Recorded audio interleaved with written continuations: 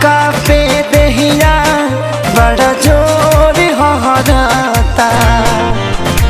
खड़ा खड़ा बाप रहिल नहीं गोड़ ठहराता।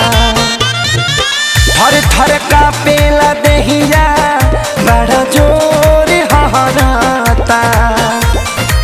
खड़ा खड़ा बाप रहिल नहीं गोड़ ठहराता।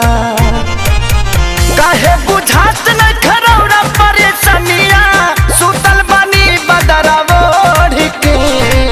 हाली से लहली देखाई सूरज देव भोर के। हाली से लहली देखाई सूरज देव भोर के।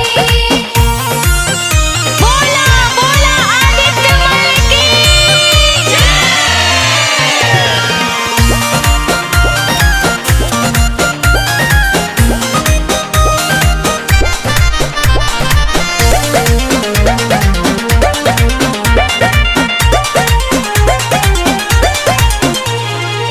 बरती सभा करता अगोरा वाल हो। बाटे खेसारी रूपेश के हो रावाल हो।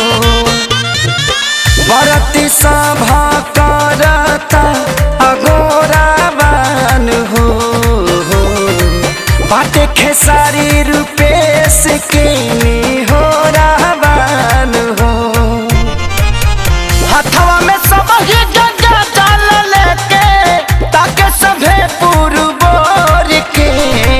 हाली से लहली देखाई सूरज देव भोर के।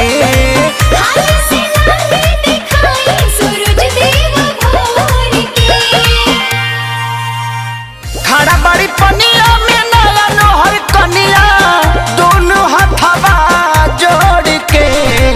हाली से लहली देखाई सूरज देव भोर के।